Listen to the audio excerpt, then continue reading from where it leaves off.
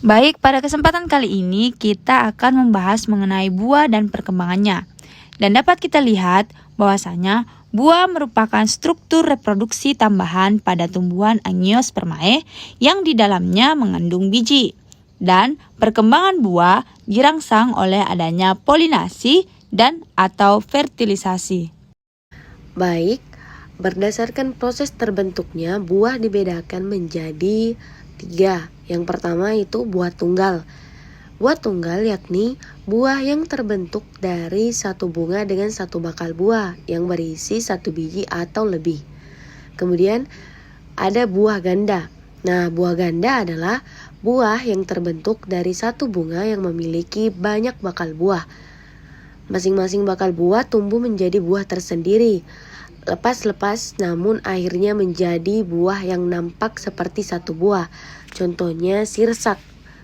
Kemudian ada buah majemuk, yakni buah yang terbentuk dari bunga majemuk. Dengan demikian buah ini berasal dari banyak bunga, yang pada akhirnya seakan-akan menjadi satu buah saja. Contohnya itu adalah nanas. Kemudian berdasarkan asal mula terbentuknya, buah dibedakan menjadi 2, yaitu buah sejati dan buah semu. Nah, untuk buah sejati itu merupakan ovarium atau bakal buah. Contohnya ada terong, tomat, manggis, dan lain-lain. Kemudian ada buah semu. Buah semu merupakan ovarium atau bagian bunga yang lain. Contohnya ada jambu mente. Selanjutnya yaitu buah Parthenocarpi. Buah ini berkembang tanpa didahului oleh adanya polinasi. Kemudian buah ini berkembang akibat adanya stimulasi polinasi tanpa dilanjutkan dengan adanya fertilisasi. Kemudian buah ini berkembang akibat adanya polinasi dan fertilisasi, akan tetapi terjadi aborsi embrio sebelum buah dewasa. Selanjutnya yaitu pembentukan buah. Proses persarian atau polinasi kepala putih stigma oleh serbuk sari atau polen. Selanjutnya, polen berkecambah dan membentuk tabun polen atau polen tube untuk mencapai bakal biji. Bertemunya polen dengan bakal biji di dalam bakal buah disebut dengan pembuahan atau fertilisasi. Bakal buah akan membesar dan berkembang menjadi buah bersamaan dengan pembentukan biji, sehingga dihasilkan buah yang fertil atau berbiji. Nah, baik, selanjutnya pada pembentukan buah kita mengenal adanya inkompatibilitas atau suatu mekanisme yang terjadi pada tumbuhan yang menyebabkan ketidakberhasilan proses pembuahan sel telur oleh serbuk sari. Nah, inkompatibilitas ini terjadi melalui 2 cara, yaitu secara interspesifik dan juga intraspesifik. Self-incompatibilitas, yakni menghindari fertilisasi oleh gamet dengan genetik yang sama. Terjadi baik secara gametofit maupun sporofit. Gametofit inkompatibilitas yaitu suatu ketidakmampuan gamet dari tanaman induk yang sama untuk melebur dan membentuk zigot, atau jika zigot terbentuk maka gagal untuk berkembang. Sistem ini memaksa persilangan dan mempertahankan keragaman genetik yang luas. Kemudian yang kedua yaitu sporofit inkompatibilitas. Nah, sporofit inkompatibilitas ini merupakan sistem pengenalan serbuk sari yang memaksa terjadinya persilangan pada tanaman. Pengenalan dalam sistem sporofit inkompatibilitas ini biasanya dikendalikan oleh lokus kompleks dengan gen terpisah yang menentukan spesifisitas polen dan stigmanya.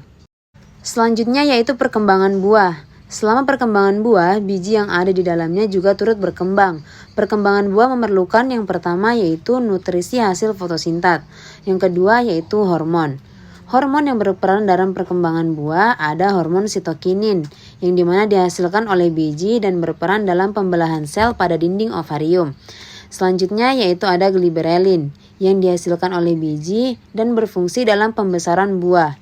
Kemudian ada asam absisat, yang terdapat pada tumbuhan induk dan berperan dalam dormansi atau keadaan tumbuhan berhenti untuk tumbuh atau bagiannya sebagai tanggapan atas suatu keadaan yang tidak mendukung pertumbuhan normal. Embrio tidak akan tumbuh menjadi tumbuhan dewasa selama masih berada di dalam buah atau asam absisat belum diuraikan. Selanjutnya yaitu fase perkembangan buah. Fase pertama, perkembangan ovari diikuti dengan antesis, anter melepas polen yang telah matang. Selanjutnya fase kedua, yaitu pembelahan sel yang cepat atau sel division.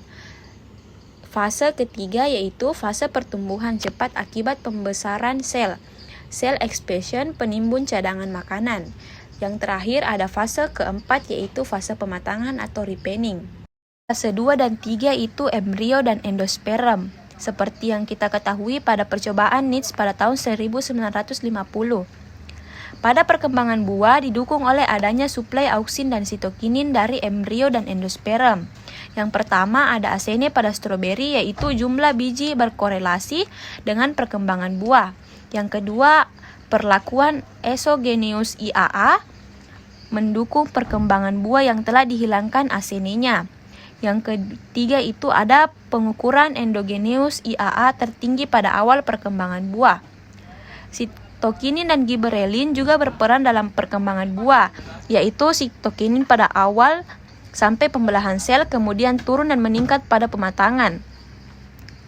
Selanjutnya IAA merupakan indole acetic acid yang berperan dalam pembelahan sel, menghambat pertumbuhan tunas samping dan merangsang terjadinya abisi serta pemanjangan pada akar.